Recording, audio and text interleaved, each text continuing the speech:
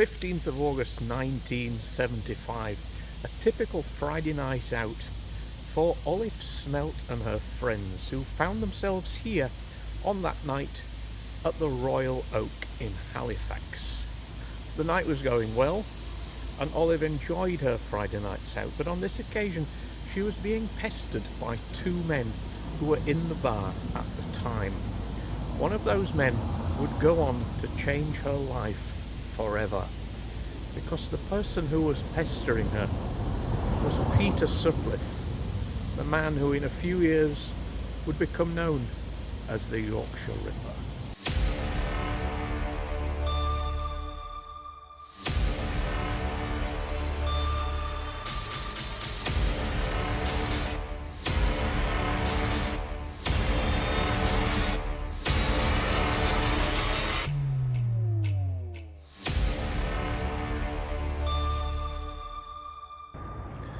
Hi everybody, Matt back with you. Hope you're okay.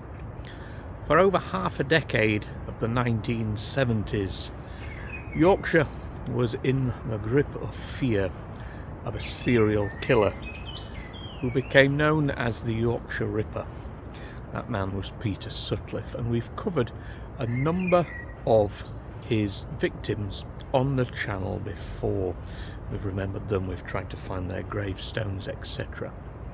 Such was the severity of Sutcliffe's crimes that we know straight away that there were 13 victims in that 5-year period.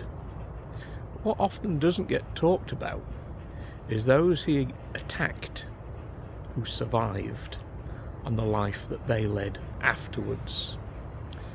One of those victims was attacked just at the top of the road here in Boothtown. So this is the story of a survivor of the Yorkshire Ripper, Olive Smelt. Olive Smelt was born in 1929 and lived on Woodside Road at Boothtown in Halifax. She worked as an office cleaner and lived with her husband Harry. Like many people, at the end of a working week, she would head into Halifax town centre for a night out with her friends.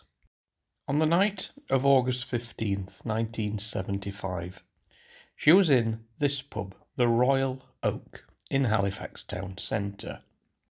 She overheard two men talking. They were making some pretty derogatory comments about the clientele in the pub. One of them said, "This is a prostitute's bar." He seemed to single out Olive for his verbal taunts, and as she passed him, he even made a comment that, "I bet she's on the game." Having enough of the commentary, Olive is said to have put this man in his place. However, that man was no ordinary man. That man was Peter Sutcliffe. Sutcliffe had already heard the voices from the gravestone to tell him to rid the world of prostitutes, the voice that he claimed was the voice of God. He'd already carried out an attack at this point, though that victim had survived, but he was only a few weeks away from his first murder. As the night drew on, Olive and her friend were offered a lift, and Olive accepted and headed back to Boothtown.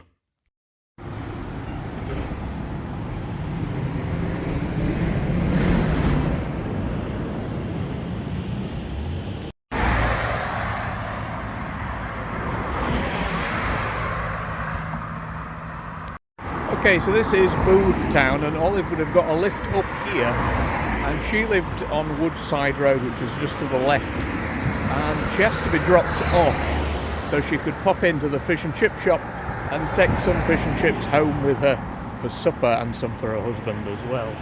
And she stopped at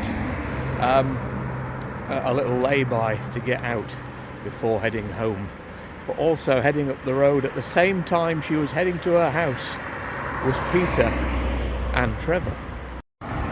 So a rough guess is that the chippy would have been one of these at the time. Remember, we're going back 50 years. And a bit further up there is a lay-by where she may well have dropped off and come down to one of the shops here before heading home. So at the same time she was leaving the chippy, or maybe she'd been unsuccessful, Peter Sutcliffe saw Olive walking towards her house and asked Trevor to stop the car. Also pulled into the lay-by. He got out of the car and followed her. Olive would have been taking this route, heading towards her house. So my rough guess is it was possibly here, and apologies if it's a bit windy.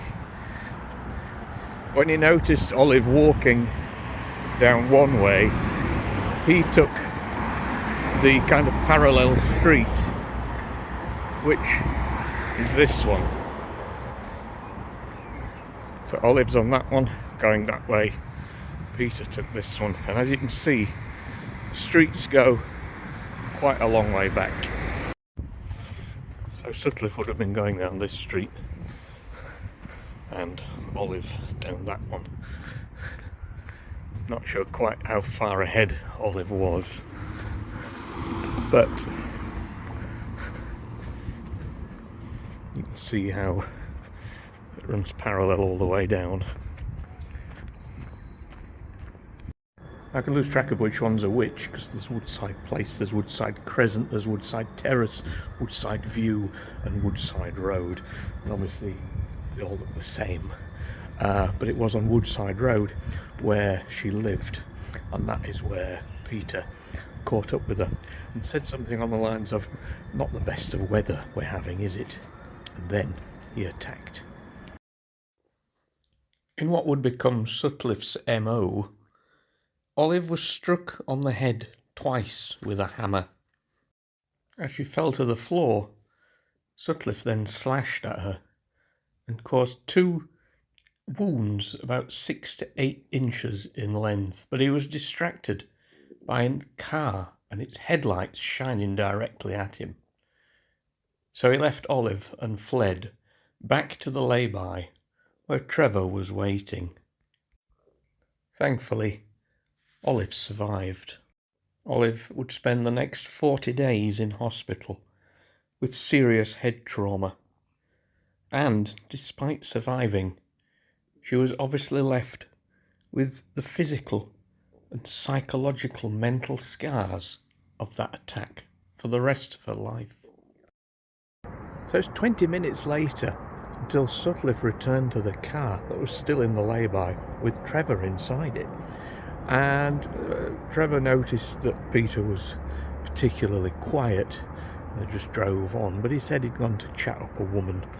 But yeah, the next day the newspapers reported that somebody had been attacked in Boothtown, and Trevor initially thought maybe Peter did it, but never followed up on that. Strange. So the building there is also in Boothtown, and is here on Chester Road. Between Woodside Place and Chester Road is a graveyard. I lived here and my brother lived on Woodside Place in the late 1990s. I had a flat here. But many years before that, in the house where you can see the white car just further ahead, another notorious name lived on this street. So I lived here, but if I'd been here 70 or 80 years before, my neighbour would have been John Christie. Another serial killer. However, he carried out his killings at 10 Rillington Place. So it was obviously quite bizarre back in the day that we were separated by a graveyard. My house was there, and with a spin round, my brother lived there, and this graveyard between us.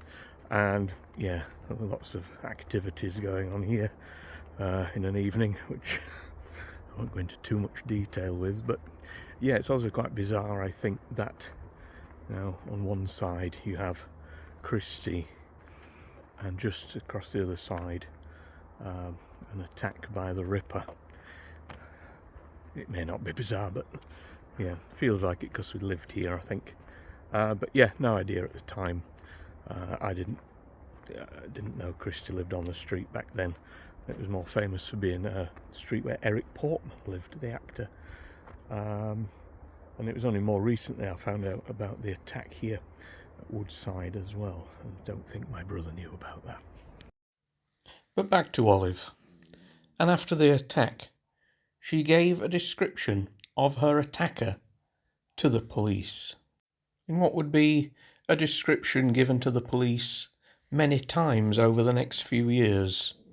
Someone, a man aged about 30, not very tall, with a Yorkshire accent and a beard. The photo fits by various victims or witnesses over the years always bore a fairly strong resemblance of Sutcliffe, yet somehow the police never connected them.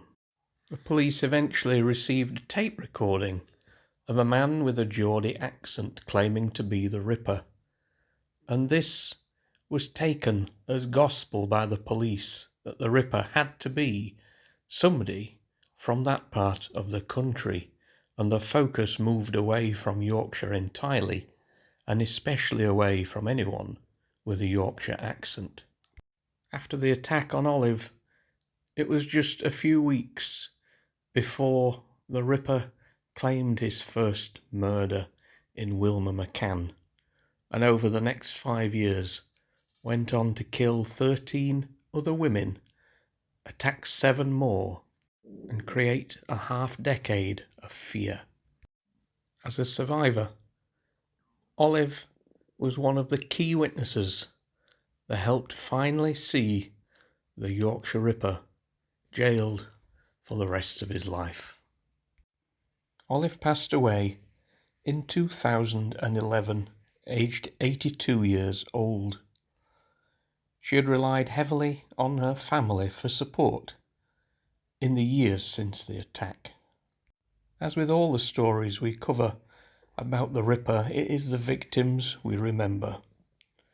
Olive's story is not about a failed murder attempt, but is one of resilience, and crucially, a story where vital evidence was drowned out.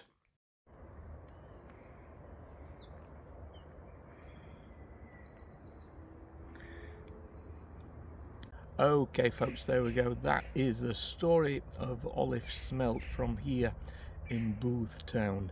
And yeah, a rare survivor of the Yorkshire Ripper.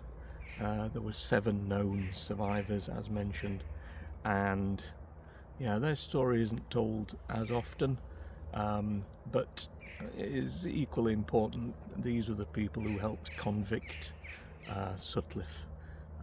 In this case, 6 years after he'd attacked her. And yeah, again, if only people had listened, the police had listened back then, taken on the advice of what was being given to them. The description was there. Why didn't they follow it? I guess we'll never know. But yes, very brave lady, and may she rest in peace. And yeah, if any of her family or friends watch this, if they still live around here, hopefully you don't mind that we've brought her story out, and it is all about commemorating her life, not the other person. So take care, we'll see you very soon for the next video.